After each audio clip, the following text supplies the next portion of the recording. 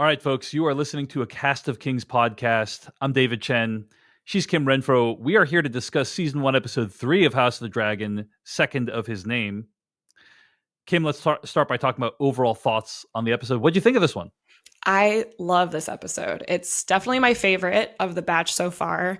It's one that I was like excited to see other people's reaction to it because I didn't think I would be alone in loving it. But yeah, I just like great set pieces, really great character work going on. I love the introduction of new folks, and then of course like we end with a pretty classic epic battle scene. So I feel like this had a little bit of everything that people love about Game of Thrones in it. I really enjoyed this episode too. Loved the dynamic between Viserys and Rhaenyra in this episode. I thought all the Matt Smith stuff was awesome. I don't think he has any dialogue in this episode, right? Yeah, wild. So he's able to convey the whole panoply of human emotions through just his looks and cutting limbs off of people and stuff. I've seen multiple reviews of this episode that are very down on the final action sequence, and I loved it. I have recently watched the Indian Telugu language film RRR, which is streaming on Netflix. And that has like one of the opening scenes of that film is one dude basically fighting off 100 guys. And I was like, I was thinking to myself, this is amazing when I was watching that show. And so maybe I'm primed to kind of be receptive to that kind of action scene. But I really enjoyed that part of the show. And I thought it was really well done. Now, I do have some issues with this episode. We are clearly in a show that is going to be time jumping massively throughout Yeah. the first season, seemingly, is my guess. Every time jump seems larger than the last, Kim. Yeah. You know, They are. They're like last inching time us we up. jumped like 6 months, and this time we've jumped, I think, around 3 years. Yep. And I've thought about it. We did our Twitter Space reaction last night, and I've had some time to think about it, and I've come to the conclusion that I don't care for it. I don't. I think that it really kind of hamstrings the storytelling in a lot of ways, and kind of prevents us from getting a lot of the scenes and emotional payoffs that I think one would expect from even a typical Game of Thrones type show. You know, we never jump to this far forward in time between episodes in Game of Thrones, and so I really do think that's costing us a lot of characterization. But beyond that, a lot of great moments in this episode, and we'll dive more into some of the challenges with the time jumping in a bit. But those are our overall thoughts. Overall, we like the episode. Let's dive into some of the scenes in the episode. I mean, the episode opens with a massive action scene between the crab feeder and Daemon. And at this point, we don't actually know, I don't think, like when precisely this takes place, because they haven't said it's 3 years in the future. But we could assume it's contemporaneous with the rest of the events of the episode, right? Yeah. So after years of work, Daemon has finally arrived at the crab feeder's one of his forward operating bases on the Stepstones, right? And remind us what the Stepstones are, Kim Renfro? The Stepstones is like this area of land that's right between Westeros and Essos, that has been sort of used as like shipping trade routes, area disputes, right? Where like people in Essos want to gain control of it. People in Westeros are trying to maintain control of it. And so Kragos Drahar, who's the crab feeder, has begun or has been sort of like building this power called the triarchy of different cities in Essos that are coming together to kind of basically try and dominate that space. So it's a little land dispute area. And it's all rocky and messy. As we see, tides go low, tides go high. People are being tied to stakes and eaten by crabs. There's caves that everybody can kind of hang in. It's sort of like this like rogue space. Mm-hmm. Mm-hmm. So there is a guy who's loyal to Prince Daemon, who has been captured, and he is cursing the crab feeder, who is nailing him to the stake, and he's getting eaten by crabs.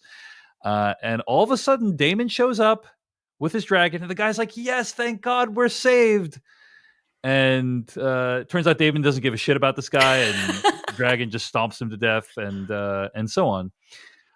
Some really incredible sequences with fire in this entire episode. Mm-hmm. But this is one of them. There's like classic shot that's in the trailer of, I think it's Crab Feeder in the cave, and he's looking out of the cave, and there's like a big flame that like whisks by, and Mm-hmm. it looks pretty spectacular. I saw someone, because this was in like a teaser trailer or something, some shot of this, and someone gifted it, and like the dragon fire, as soon as it like hits the ground, the camera almost like shakes. Like you Mhm. get this like idea that there's like a physicality to what happens when a dragon unleashes fire that is just like so cool and so subtle. And I probably wouldn't have noticed it if I wasn't like watching that GIF on loop.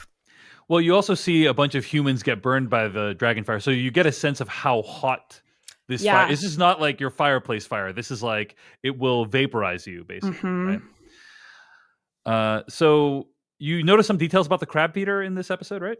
Oh yeah, well, like we kind of knew this from Peeksin before, but I don't think that we had talked about it. Which is that he's wearing like a broken mask that is the same mask that the Sons of the Harpy wore in Game of Thrones. So when Dany was like posted up in Slaver's Bay and trying to kind of like reestablish a new systemic order, the Sons of the Harpy would wear these masks and go out and kill people, and they were like the general rebels against her reign. And so the fact that Crab Feeder is wearing like a broken piece of that mask, I think is like, it's just an allusion to like a his ties to Essos, right? Like different cities in Essos, and like that he's sort of like this like scrappy dude who's just putting together what he can to try and make up his armor.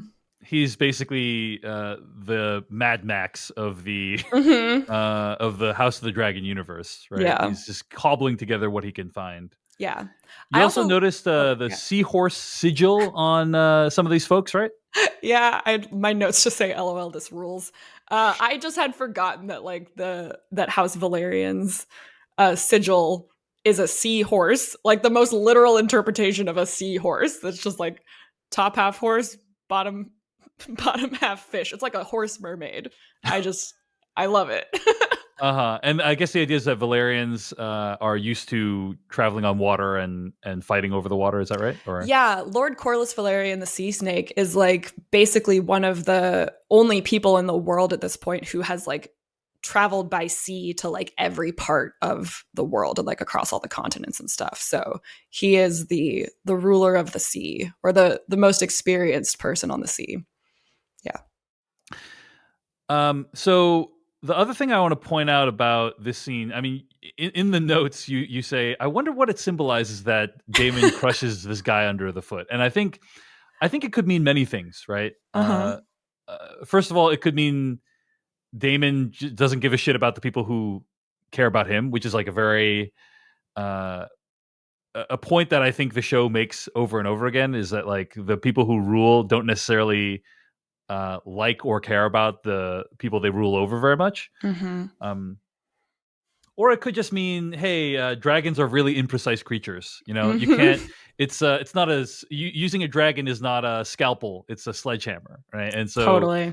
people are going to get killed and caught up in the wake of it, and so on. But there is a very almost moving element to this guy getting crushed. Of it's like a guy who feels like he's just witnessed his God show up, right? And it's like, Mm. God save me, you know.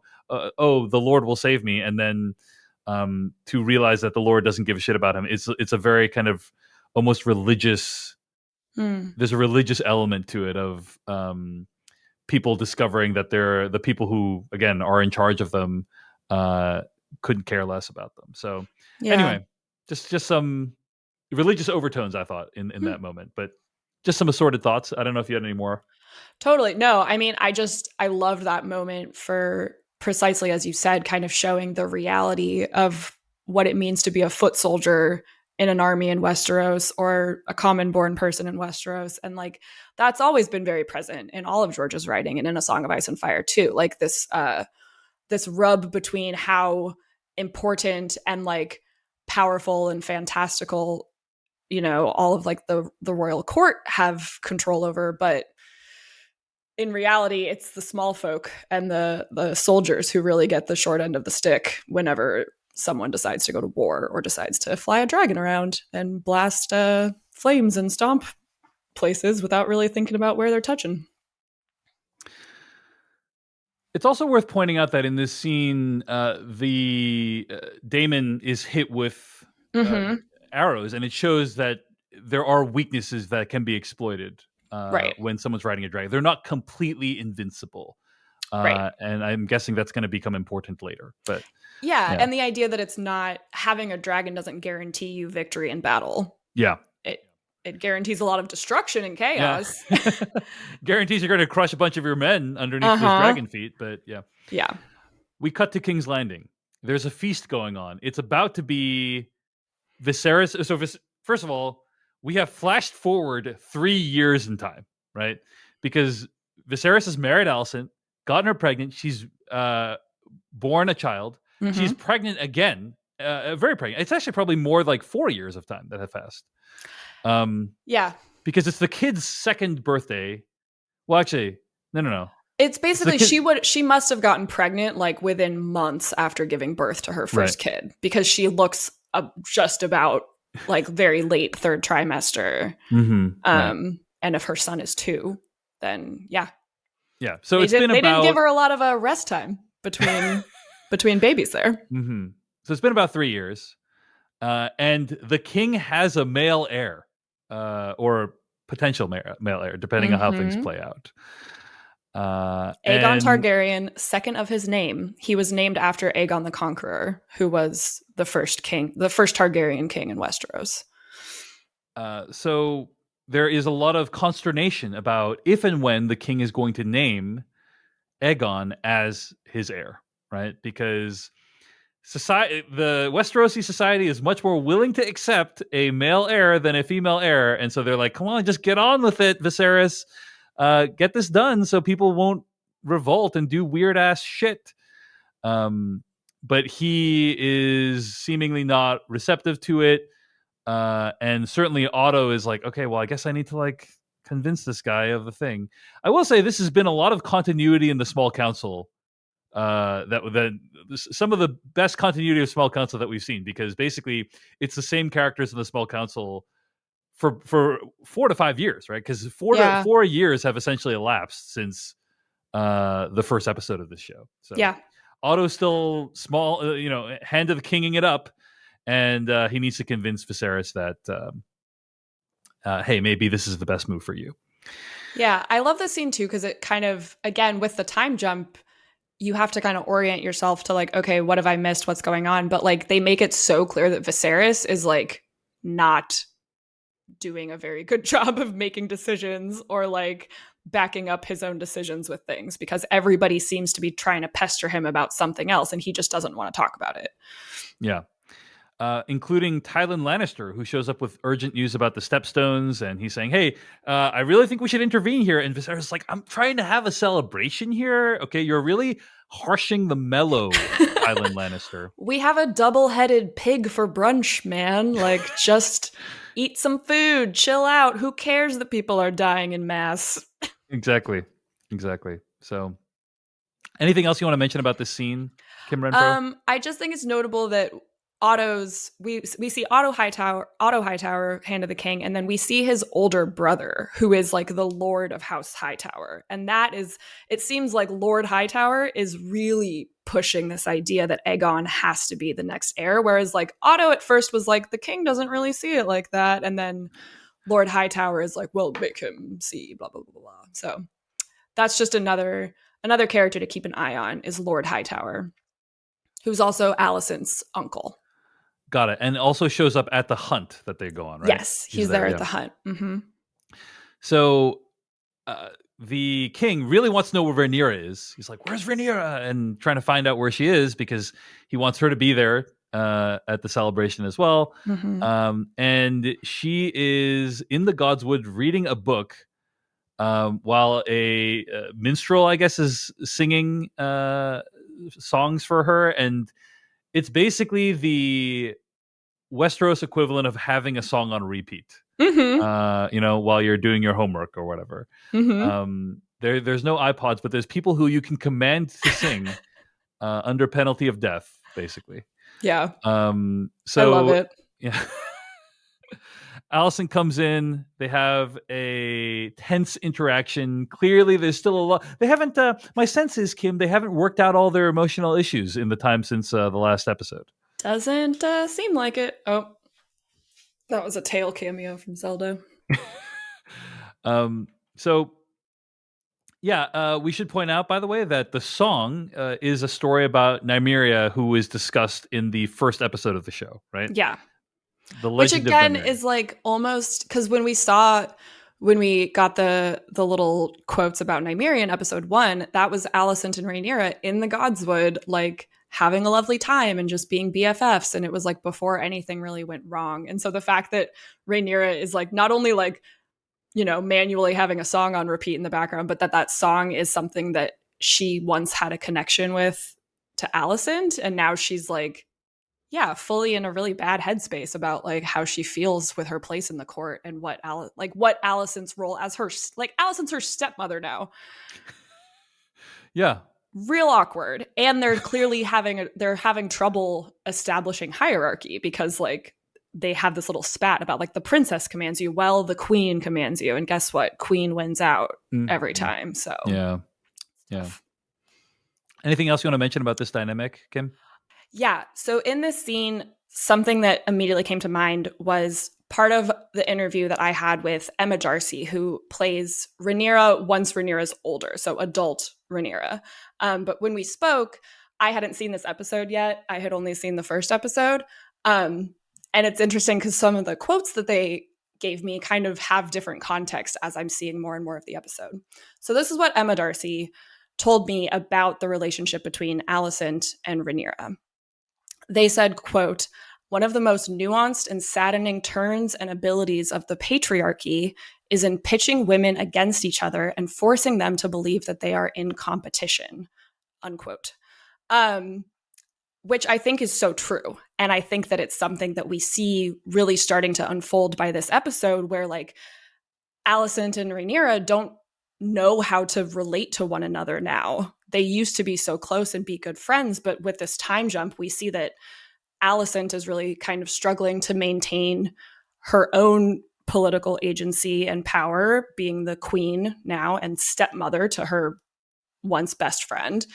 And Rhaenyra, you know, it's that total like little internalized misogyny dynamic that can really kick in. And so I just thought that quote was really interesting within the context of this. And Emma Darcy also continued on to say, quote, "The series watches them possibly attempt to reach back in one another's direction," unquote. Which again, we see like Alicent has this line where she says like, none of it needs to be this way. Like she's really trying to kind of repair that relationship, but it's just so hard given the political positions that they're both in. Indeed. So everyone goes off to the hunt. It's a very awkward family car ride in the carriage. Anything you wanted to mention about this carriage ride, Kim, to the hunt?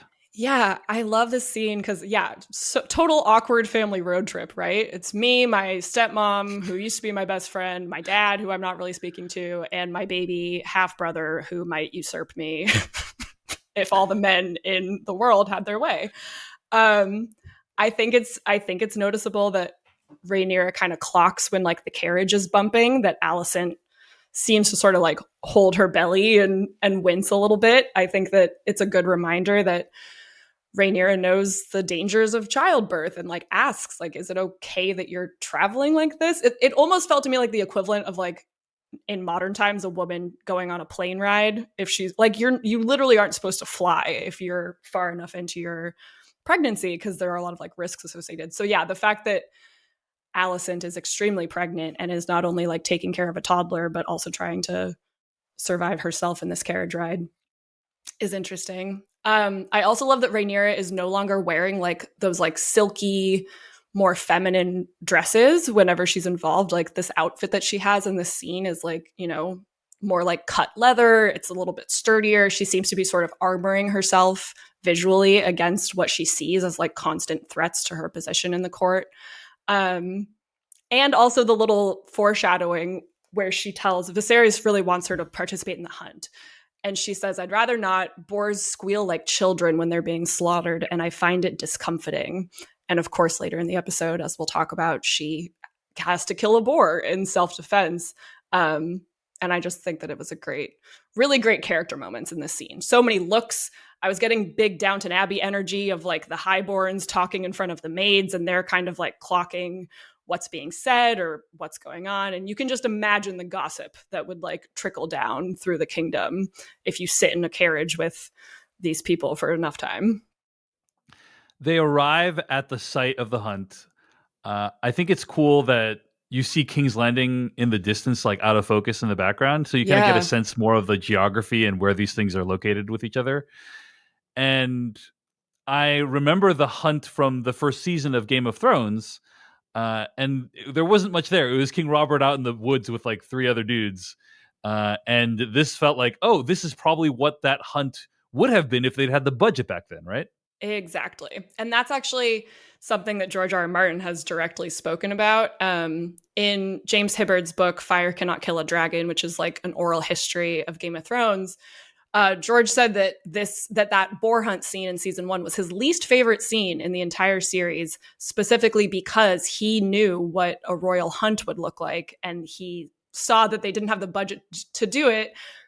And I think that it's really cool that they, whether intentionally or not, but I would like to think it was like maybe intentional, given how involved George is with this show now, that like they basically got a redo of that with a much bigger budget. And you really got to see like the full scope and celebration and like festivity air and just like the resources that have to go into something like, oh, the king just wants to go for a hunt. It's not a casual thing. It's a whole family affair. Yeah. A big celebration of sorts. Mm-hmm. But yeah, this really felt like it honored the idea of what this hunt would be. And I couldn't get over this idea of like the mobile throne room. Like he has a little throne room with like a throne on it. It's like a mobile throne room. And it's like, wow, someone had to like carry all this shit out there into the middle of nowhere. Not only for the show, like in the universe of the show, but in real life too, probably. Although they probably did it on a set or something like that. Anyway. But a lot of the outdoor stuff clearly took place seemingly on location. Yeah. So there's gossiping and people are talking about who's what and who's where and so on. And I didn't know if there's anything in the gossiping that you wanted to point out, but we also learn a monumental piece of information that pugs exist in the Game of Thrones universe. I mean, it has never been confirmed. Now it is. I know a lot of people have been wondering this question, and now you have your answer. So I loved that pug. Yeah, I loved this whole scene in general. Once again, big sort of, to me, Downton Abbey energy of like the women are sort of sent to a different room or a different area to sit around and talk. We also meet a new character, Larys Strong. So Lord Strong is on Viserys' small council. We've seen him multiple times. He was the one who advised the king, was once again advising the king to wed Lena in last episode. This episode, we meet his sons. So Larys Strong was born with like a birth defect in his foot that means that he has to walk with a cane. He can't really participate in all the things that all the men do. So he comes and joins the women and just like sits and listens, which I think is fascinating. Like he's just absorbing all of the dynamics going on. This is another really great scene with like Alicent clearly trying to kind of defend Rhaenyra and support Rhaenyra in front of all the women, but it doesn't go really well for anyone. Rhaenyra is a little bit prickly. She doesn't want to play the game of like ingratiating herself with the women in this circle. She just wishes that she was respected outright. But we kind of see here that there's a tension about her place in the court, and she doesn't seem to belong with the ladies in the circle, and then she also feels like she doesn't belong with her father and the king and the men, and so she sort of continues setting up how she's being ostracized within what is supposed to be her own future inheritance of this power. Now that we're talking about this, Kim, it does strike me that we are witnessing literally at the same time 2 fantasy shows on which hundreds of millions of dollars have been spent that are primarily telling the story of blonde-haired women in these royal settings where they feel like they don't belong and they need to break free from society's constraints. And it's interesting because it didn't have to be that way. It's not like they had to focus on this particular story, and similarly, same deal with Lord of the Rings on Prime Video as well. But I guess like there's something about Galadriel and Rhaenyra that like people are just gravitating towards that kind of idea, and it is a compelling story concept. But it just feels like a kind of a huge coincidence. Anyway. Yeah, maybe just a sign of the times, right? That like, okay, we've had our dozens of stories about men trying to rise through the ranks of power in fantasy settings, and like Yes. now we're zeroing in on the fact that women also exist and Mm-hmm. might have a right to those same types of stories and settings.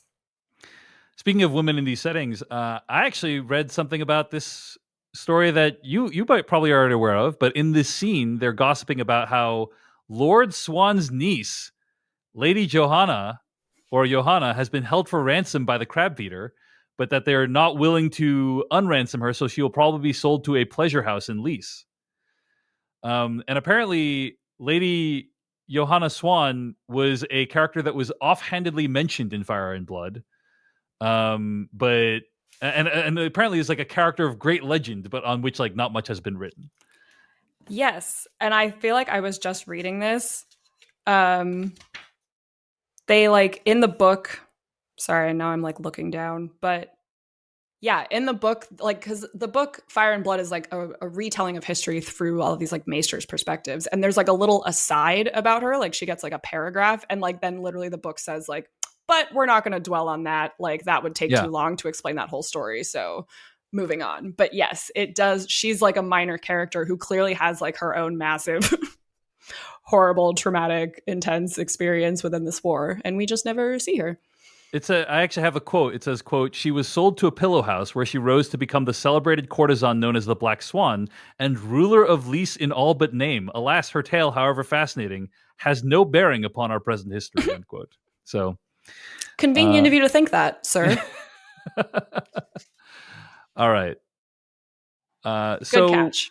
yeah, thank you. Thank you. I thought you might appreciate that. I All did. right. So then Rhaenyra meets Jason Lannister, I which is love the name Jason in Westeros. it's incredible that there is a douchebag in Westeros named Jason Lannister. Um, he's one of the first douchebags we meet in the show, and his name is Jason. And what's amazing is they didn't even spiff it up any in terms of the spelling. Like they didn't. It's not the Jayson. It's not Jeyson. It's just Jason Jason, like you would in 21st century America, basically. Yep. Love it. Um, and he kind of makes a pass at Rhaenyra. Doesn't go well. She realizes, hey, you're trying to pawn me off on and make me like a lady of Casterly Rock, and like that's all you want me to do instead of being queen. Has a huge argument with her dad about it. They have a big fight. It's very, very awkward. And he rides off. She rides off into the distance, and Sir Criston pursues her, worried about it. So Yeah. And Otto Hightower, I think I don't want to give that dude credit for anything, but he at least like nips the, oh, we're shouting at each other in front of all the lords and ladies of court here, nips that in the bud by introducing this idea that there has been a sighting of the White Hart Stag, which is like the king of the Kingswood. And he calls it a regal portent for Prince Aegon's name day. So again, we're starting to like heavily lay on the idea that like the gods wish for Aegon to be the next king because like how we have this regal portent on his name day. It's all very important, and yes, clearly your daughter has nothing special going on. it's his psychological warfare to make Viserys name Aegon as the heir, which happens throughout the episode. So not super subtle if you're watching from the outside, but maybe Viserys is fooled by it. Viserys starts getting super drunk, and he is approached by Jason, and Jason kind of has a whole interaction with him where like he can't say the right words. Hmm. He gives him this golden spear that he's going to use later to take down the boar. But like, I loved that Jason just can't catch a break this episode. He's just saying the wrong thing over and over again, and I thought that was pretty delightful. So Yeah, he's such a ham. And like it's kind of fun seeing that in a Lannister again, you know, like the Lannisters that we knew in Game of Thrones were endlessly entertaining for a variety of reasons, but it's cool to see like, oh, this like sort of arrogant, prideful political strategizing thing has been part and parcel with House Lannister for a long time. Yeah. So that goes poorly, and the whole time I'm getting very nervous. Anytime I see someone who has the power to order someone to their death or torture or imprisonment get really drunk, it makes me Mm. really uptight, Mm-hmm. Fortunately, Otto steps in and has a great solution. He's like, why don't you promise Rhaenyra to be married to Prince Aegon? And Her 2-year-old this, half brother. That makes yeah, sense. yeah. And Viserys is like, the boy just turned 2. Again, this goes to my issue from last week about like Viserys very much seems to be viewing all these events from the perspective of someone who's from our time. Hmm. Would marrying a brother to his sister like be that unprecedented in this world? You tell me, Kim, because you're familiar with the. No, it's actually rather common, I would say, among Targaryens, because like there's this the fact that House Targaryen and House Valerian are the only people alive who are descended from old Valyria, because as we've talked about, the doom happened, which basically wiped out all the other Valyrian bloodlines. They have this obsession with like maintaining that bloodline as much as possible, which means that sometimes they wed brother and sister together. I mean, Aegon the Conqueror had 2 sister wives. So it's not uncommon, but that does kind of create a little bit of a weirdness whenever a Targaryen seems to be uncomfortable with the idea of wedding someone a little bit on the young side, or what. It's like yeah, why is he somehow opposed to it, whereas we know that other Targaryens in the past have been more okay with that fact. They don't really ever seem to explain where these differing opinions on incest or on like marrying children comes into play. My guess is it's the showrunners not trusting the audience enough. That's kind of Hmm. my guess is like they need someone in the because a different way they could portray Viserys is like, oh yes, hey Otto, thanks for the great idea. I'm going to take it under consideration. But they Yeah, don't do. The Viserys is like, what? The boy just turned 2. Which again, yes, I agree. It is in fact gross totally. and not a good idea from my perspective. But Viserys also shares that perspective, and so it's just like maybe the showrunners feel like, oh, we need someone in there who like is going to react like the audience would react, or Hmm. else the audience will be like, wait, why is Viserys not, you know, repulsed by this idea, and it feels like there's just a lack of trust of like, let's just depict the horrible thing and then we understand it's horrible. That's kind of Yeah.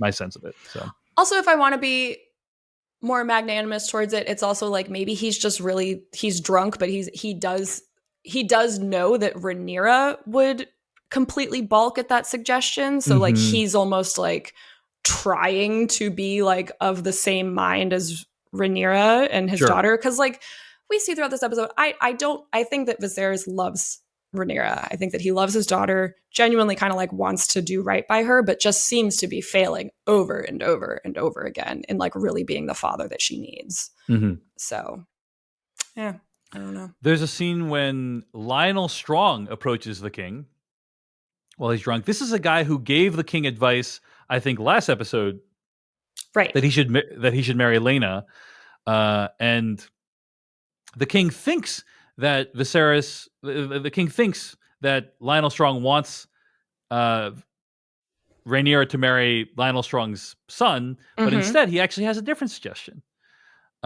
He says that she should marry Laenor, who is Corlys's son. Is that right? Yes. So Laenor, uh, Corlys Valerian and Rhaenys and Princess Rhaenys, who was the queen who never was, they had a set of twins, and those twins are Laena and Laenor. So last episode we saw that they were trying to marry Laena, who's 12, to Viserys, and then in this episode Laenor comes up as an option for Rhaenyra. So they're both of the same age. So with this time jump, Laenor is probably around 15 now, while Rhaenyra is 17. They say Viserys calls her a girl of 7 and 10 in this episode.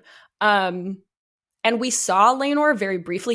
Him and Laena were sitting next to each other at the tournament scene in the very, very first episode. They were kind of like there in the background, sitting near Alicent and Rhaenyra, but we haven't seen them a lot yet. And in this episode, they've already swapped in actors. So there was an even younger actor playing Laenor for like that tournament scene. And now it's a more teenage actor playing 15-year-old Laenor, who we see properly later in this episode. That is weird. I have to say that they've swapped in one young actor for a different older actor, but they haven't done the same with Alicent and Alicent Rhaenyra. and Rhaenyra. Yeah, but Maybe because they're supposed to be like a little bit younger. Like yeah, the Valerian twins were 12 at the start of the series, yeah, or about 11 or 12. Alicent and Rhaenyra were 14. But I agree with you that like it probably would have been better to be consistent yeah. across the board with that. Another reason why these time jumps, I don't love them. I don't love them. Yeah. Anyway, okay. So Viserys storms out, and he has this beautiful conversation with Alicent at the bonfire. Hmm. And it's actually like really amazingly lit and shot, and just like it's just such an impressive edifice of fire basically behind them.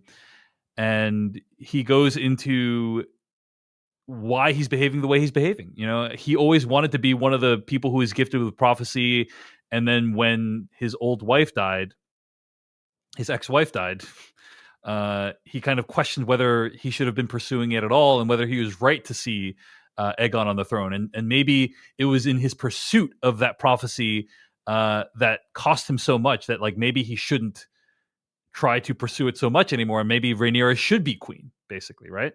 Am I capturing it correctly? Yeah, or like, hmm. I kind of read that scene as like,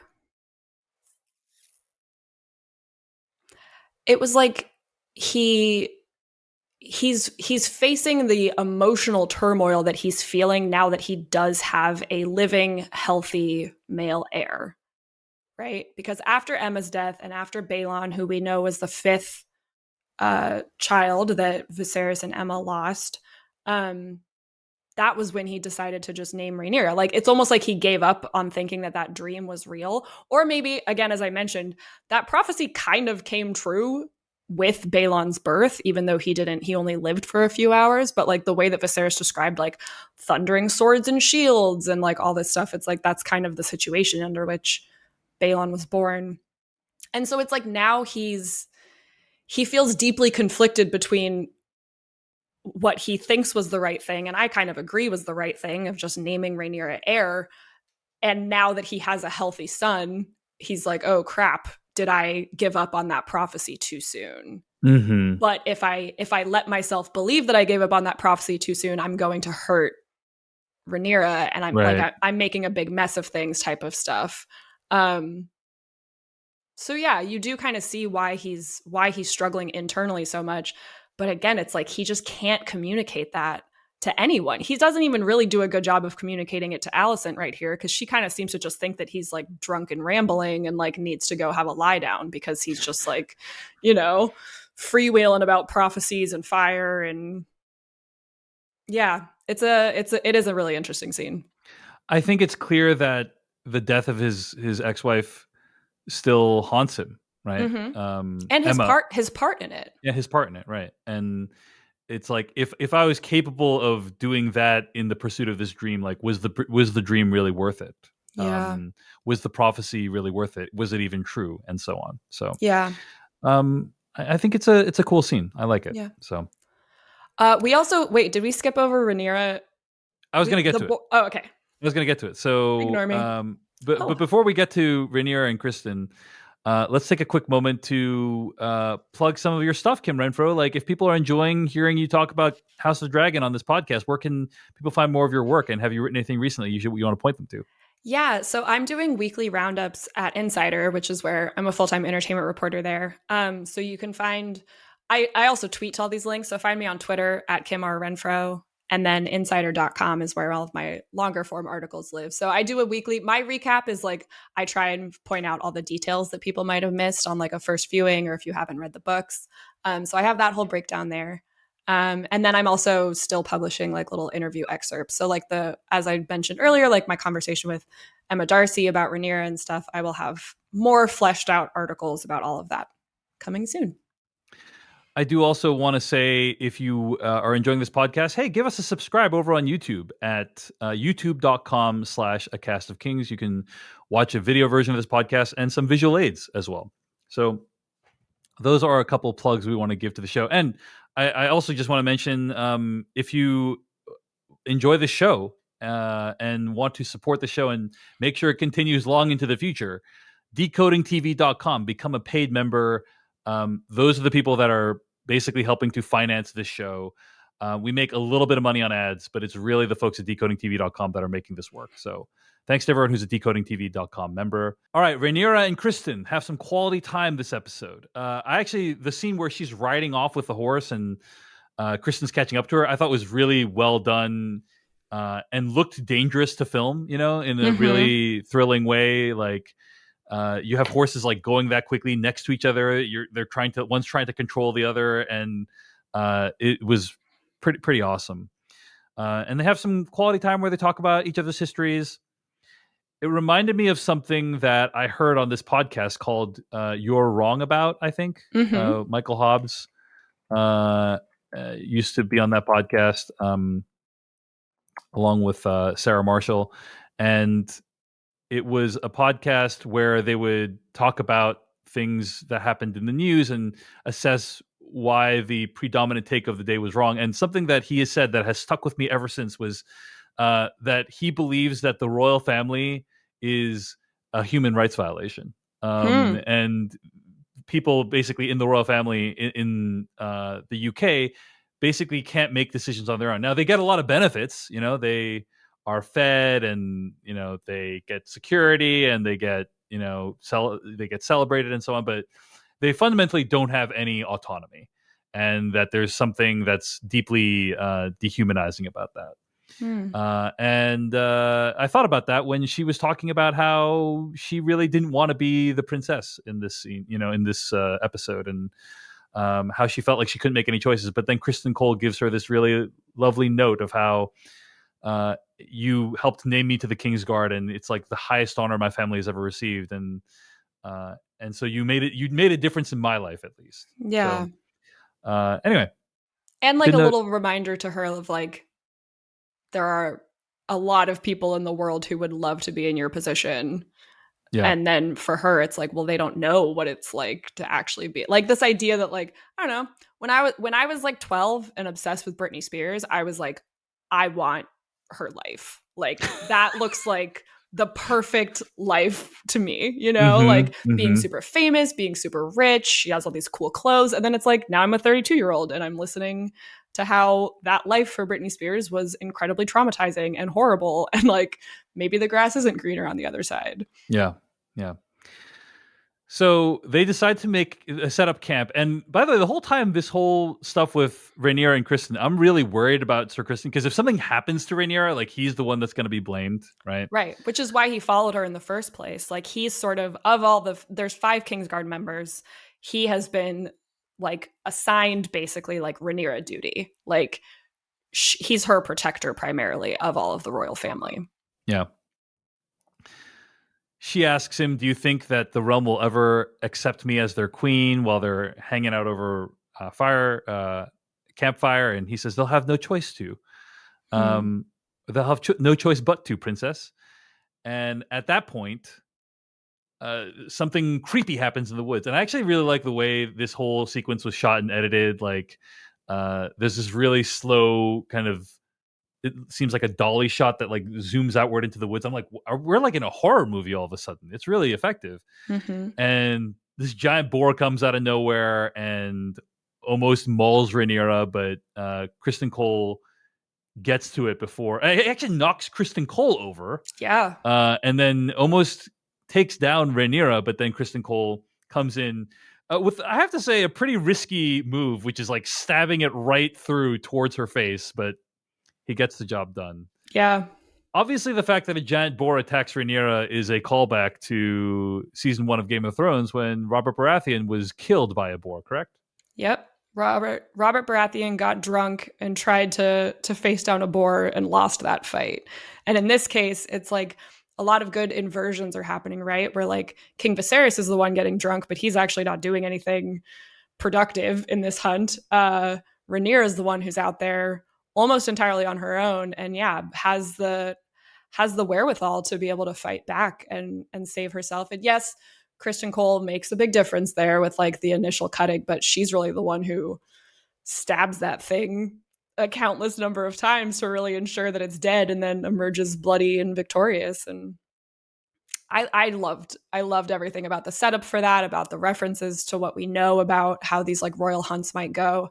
And sort of like, the whole episode we keep getting reminded that the people of Westeros see a lot of things like the killing of the White Hart Stag as like some sort of religious prophecy, portent, sign from the gods. And so it's like the audience gets to see intimately how Rhaenyra is fitting into that and how what's happening to her might be very symbolic and meaningful and auspicious. Mm-hmm.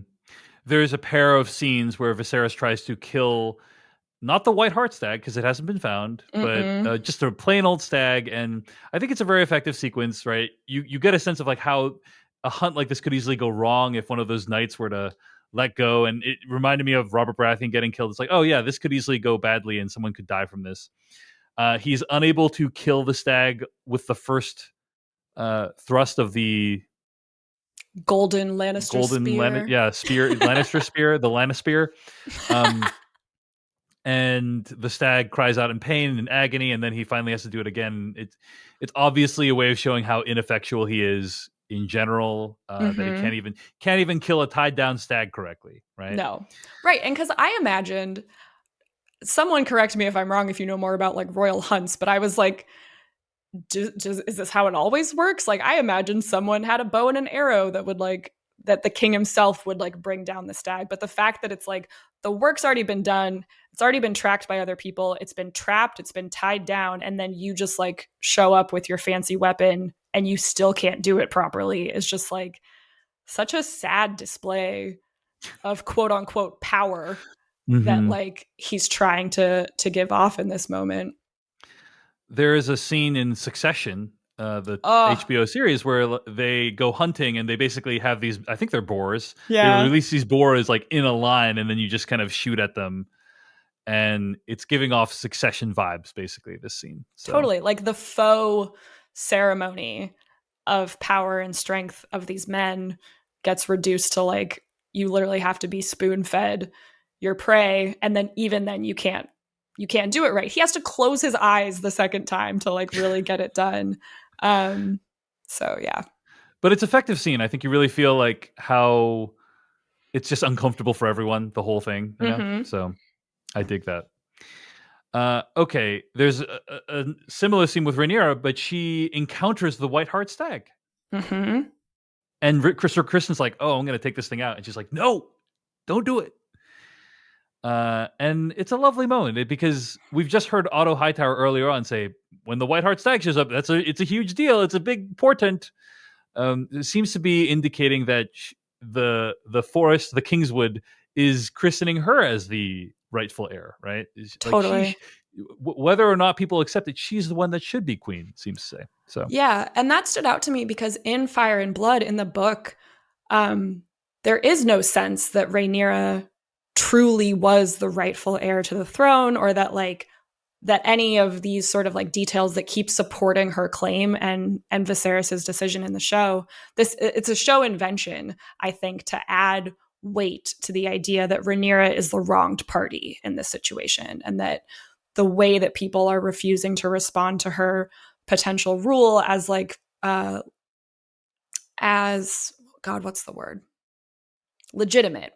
That like her Viserys' naming of her to the throne is seen by a lot of the men and the lords, and as we know, their wives, like Lady Redwine, who was in that little gossip circle, seemed to also have a little prickly attitude towards Rhaenyra and her ability to rule. But the show is very heavily letting the audience know that like she is likely the person that we should be supporting in this claim, which is not the case in the books, and I found that really interesting. I think you also noticed some Dany Targaryen parallels with this whole scene, right? Yeah, this episode also reminded me a lot of scenes that we saw between Dany and Jon Snow in Game of Thrones season 8, because, that's her. She spent all this time getting respect and following in Essos, and then when she came to Westeros and had a much frostier welcome to the continent. And so there's a very pivotal scene where she talks to Jon Snow, Daenerys talks to Jon Snow about how he's the one who's really beloved. He's the king in the north. All the people love him. She doesn't have the people's love. And she says, if I can't have their love, I'll have their fear. And I think that this scene, the series of scenes for Rhaenyra, is leaning into that idea again, where like she's very frustrated and feeling very left out of all of the ceremony of the day. She sees that she's not very welcomed into any of the spaces in this royal court. And the fact that she kind of strolls back into camp covered in boar's blood because she was able to like take down this animal, and she saw the white heart stag and had a little moment with it.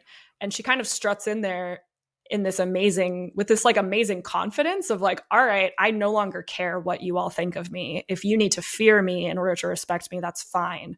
I'm not going to be chasing anybody's love. So love it.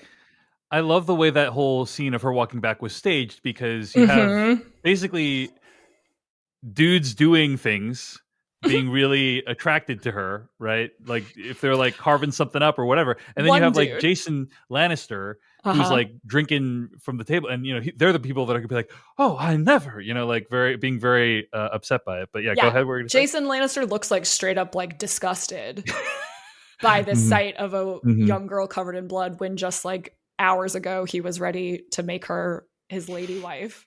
Obviously he does not have the wherewithal to be a husband to a Targaryen. But yeah, the one guy who kind of gives her this like, oh hell yeah look, like it's a very like, I love that shot. And that is that's Sir Harwin Strong. His nickname is Breakbones.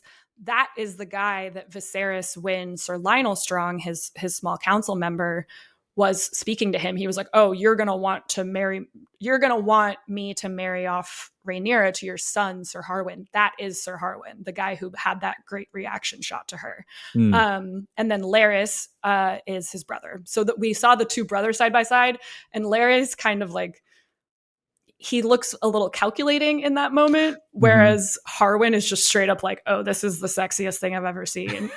I love it. So yeah. They go back to King's Landing. There's a few scenes between Alicent and Viserys, Alicent and Otto, where they kind of talk about the king's plans. Is he going to name Aegon the heir?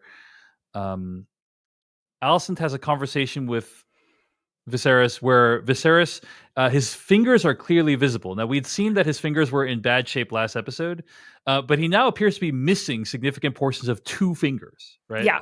And I love that they don't even point it out. It's just like a background detail, or not background because it's right there, but it's like they don't make a big deal out of it. And my guess is we're going to see his body kind of slowly decay over the course of the season, which is really interesting kind of visual dynamic.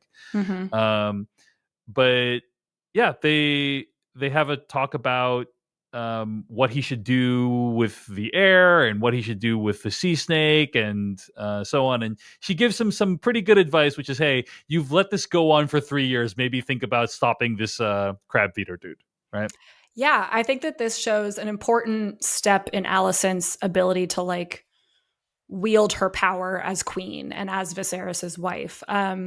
She frequently only calls him like your grace and husband, and like this sort of like formality to it.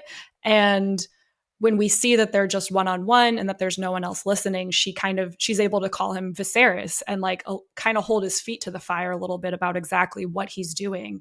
And to me, it reads as though she has a genuine compassion for the fact that people are dying in this war and that people are asking them for help.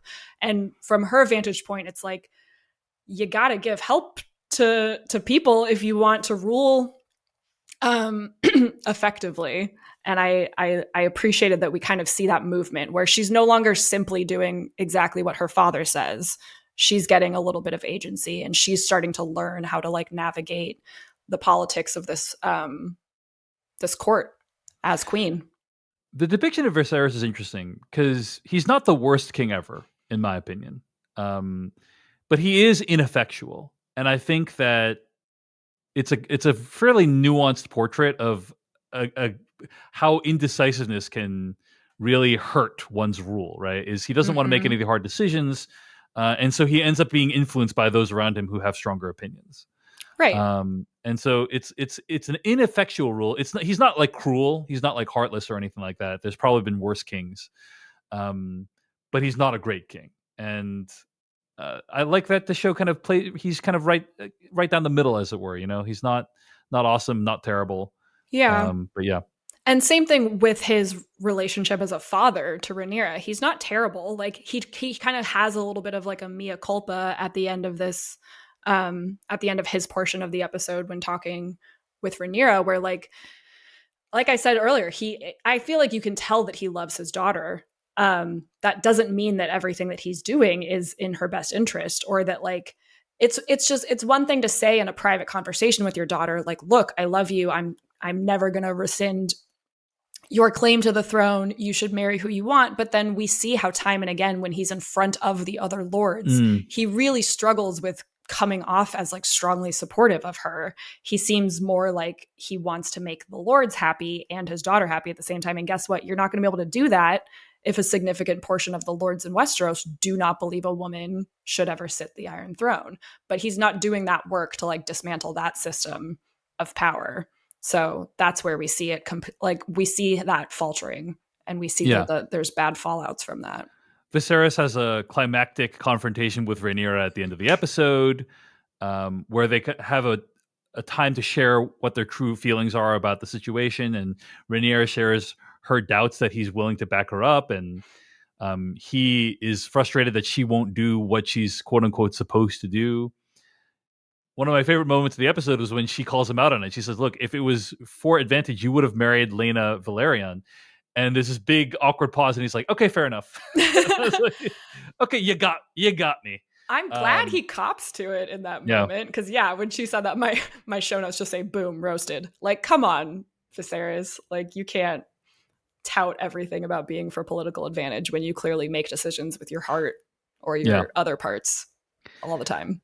But there's a couple things that are promised. One is he says to her, okay, you got to marry, but I'll make you a deal. You can choose who it is you're going to marry, right? So that's the deal that he makes with her.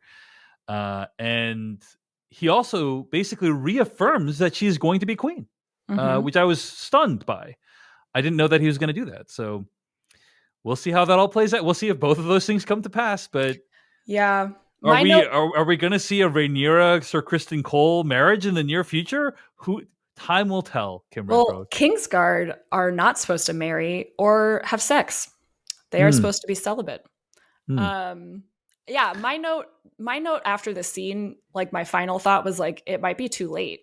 Like, I appreciated everything that he was saying to her in this moment, and it's like good to hear that in a surprisingly good way. But given how much they showed like Lord Hightower and Jason Lannister, like the assumption among the lords is already that she probably won't be queen. And so I'm just like, you might have missed the boat there, Viserys, to like double down on your like affirmation of her power. You've been spending 2 years doting upon your grandson and showing him off to the court and making everybody fall in love with baby Prince Aegon. Like, where was that energy for Rhaenyra when you decided to keep her as cupbearer and like dismiss her thoughts in the front of your small council? So we'll see how that unfolds. Well, Kim Renfro, this whole season, I'm like, wow, they're really building up Crab Feeder to be this amazing enemy. Like, boy, wow, we're probably not even going to get Crab Feeder. Crab Feeder's probably going to give a bunch of amazing speeches. We're probably not even going to get the resolution to the Crab Feeder story till like episode 8 of the show. Clearly, they're setting up like one of the greatest bad guys of all time. Not so much. Crab Feeder gets half of his torso torn off this episode. R.I.P. Crab Feeder. We barely knew ye. Seriously, we didn't know anything about you pretty much, other than that you had grayscale and you like torturing people. That's all we needed to know. Yeah. I mean, this is one of the downsides of these time jumps is typically you'd have a whole season to like explore this dynamic, and then when he dies, it's like very satisfying, and it's like, well, it's not completely unsatisfying when he's killed in this episode, but it's just like what was it felt like a lot of buildup to nothing, of like all these like ominous shots of this Crab Feeder guy over the course of 3 to 4 years, and then. Yeah. It's over. Which I feel like that is one of the few times that the sparse storytelling in Fire and Blood has translated into this show. Because in the books, there's like all of 3 sentences assigned to like the general, like the conclusion of the triarchy and the crab feeder. And like literally, I think it just says, when at last he came face to face with Kraga's crab feeder, he slew him single-handed and cut off his head with Dark Sister. And like Wow. that's it. That's the only sentence that we have for what this episode turned into, like a 10-15 minute battle, concluding with Yeah. not his head getting cut off, just like a nice little diagonal of his torso. Yes, yes. Well, as you said in one of our earlier episodes, Kim, what we see in the show is the canonical reality. And I guess they just said head in the book because it's easier to write head than, 3/4 of his torso. Yep. They got to save the ink on that one. Yep. But I thought this was a great sequence. I really liked it. A lot of people seem to be down on the sequence. I really liked it. The idea of Matt Smith, I guess, realizing that his king brother is going to help him out. He's like, I cannot have that happen. Right? Mm-hmm. I cannot show weakness. That's why he gets super angry and starts beating on that messenger. Yeah. And he's like, I'm going to just go on myself. We're going to go on a suicide mission here. And it's a big gambit. And of course it pays off because another dragon comes in. And this is surprising to me because I had not realized that, they had multiple dragons and that non-Targaryens could ride dragons. I had either didn't know or forgotten about this. But it is a non-Targaryen riding the dragon. Who's riding the dragon? And by the way, I will say, I don't think the show did a very good job of like showing clearly who it was. From my perspective, because you only see it really brief. We had to like pause and freeze frame to kind of identify who is riding the dragon. Yeah, the only hint that they give you, which I didn't catch until my rewatch earlier, when like everyone's standing around like the strategy table, someone says like we should keep sending the dragons in. So like very subtly let you know that they had more than one dragon at play in this war. And then it's Laenor Velaryon, who's Corlys's son. Again, that's the guy who just got proposed as a potential suitor for Rhaenyra. And yes, Velaryons also are dragon riders because they are, again, from that pureblood line straight from Valyria. So both Velaryons and Targaryens can be dragon riders. There's also, like, in the books, like, you don't even necessarily have to be like a pure Velaryon. The idea that some bastards of Targaryens are able to be dragon riders is also present in the books. So that's Laenor, and he's on his dragon named Sea Smoke, is that dragon. So we're now up to 3 dragons and dragon riders that we've seen in the show so far. We have Prince Daemon on Caraxes, we have Princess Rhaenyra on Syrax, and now we have Laenor Velaryon on Sea Smoke. Right. And it is true, though, that it's generally one person per dragon, right? Like, yeah, the idea is that a dragon can have multiple riders over the dragon's lifetime, but they're only ever bonded to one person. But from the human side of things, you only get one shot at bonding with a dragon. And then if something happens to that dragon, it's apparently like near impossible to potentially bond with another dragon again. In the books, they say that Laenor was bonded to Sea Smoke when he was like 12, like around the age of like the start of the show, but that he hadn't ridden Sea Smoke yet. And so they don't really make this explicit, so I don't know if it is, but like it's kind of like a big deal once he's like come of age to the point that he's now a full dragon rider. And so I think that's why he's sort of like, woo. Oh, and that, to your point about how to recognize him, I only could because they specifically had Laenor's hair be like shoulder length, as opposed to his father and uncle have like much longer white locks. But Laenor's are like, he's got the cool youthful haircut.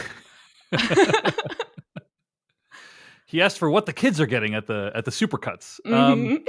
So the end of this episode is Daemon Targaryen triumphantly hanging on to this guy's body or torso as he walks onto the beach.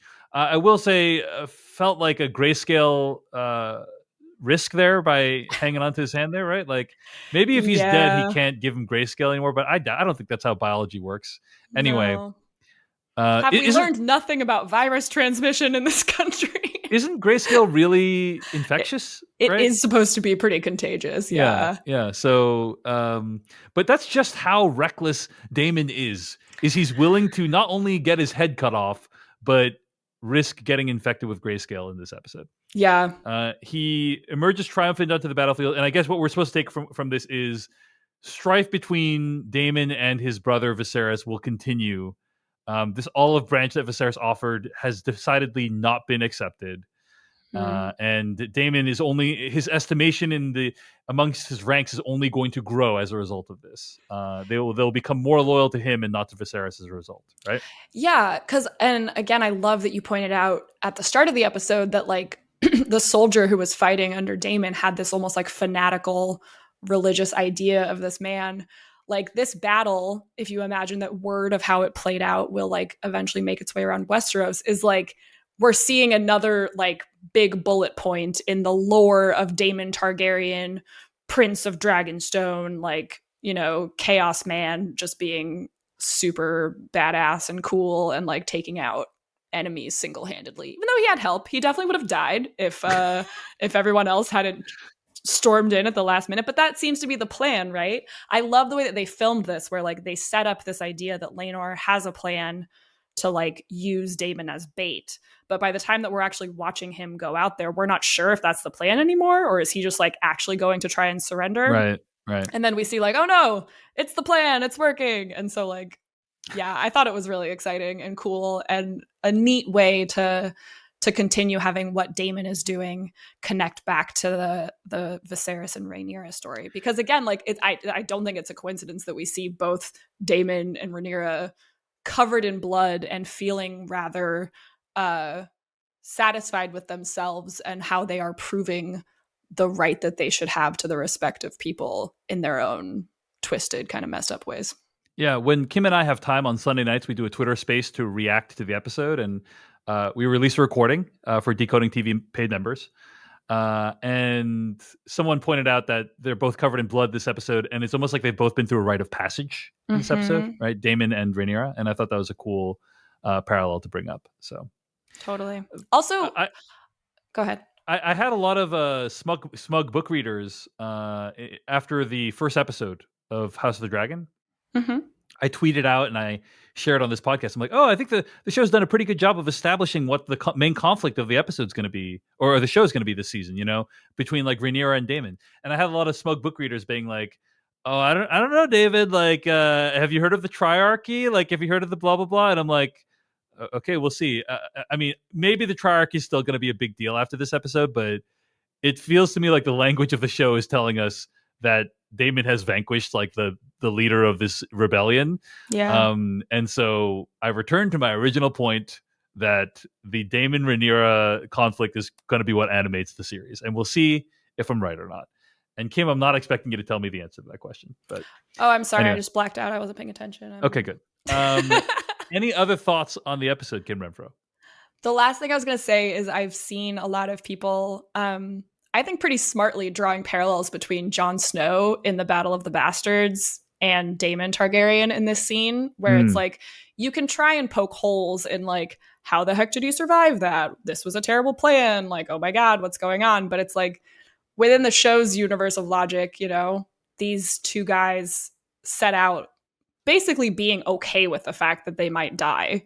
Like it's an intentionally reckless choice that just happens to pay off for them and add to their esteem among the people of Westeros, pretty much. So I like those parallels. Also because Daemon. Why are there so many Targaryen names that are all the same letters? Daemon Targaryen is like the great grandfather of Jon Snow. Like it's kind of easy to forget that Jon Snow is also a Targaryen. So all the parallels that we're seeing with Dany, you can also equally apply them to a lot of things that Jon Snow does, because he's technically the last living Targaryen in Westeros by the end of Game of Thrones. All right. Well, those are our thoughts on season 1, episode 3 of House of the Dragon. Great episode, lots to discuss. And Kim Renfro is so grateful to have your expertise with us for it. So you can find more episodes of the show at acastofkings.com. Email us at acastofkings@gmail.com. Follow us on YouTube and TikTok youtube.com/Acasta Kings, tiktok.com/@Acasta Kings. Hope to see you on there as well throughout the week. And if you're a Decoding TV member at decodingtv.com, you'll get ad-free episodes and exclusive bonuses we're making just for you. Thanks so much for listening. We'll see you next week for another recap of House of the Dragon. Goodbye.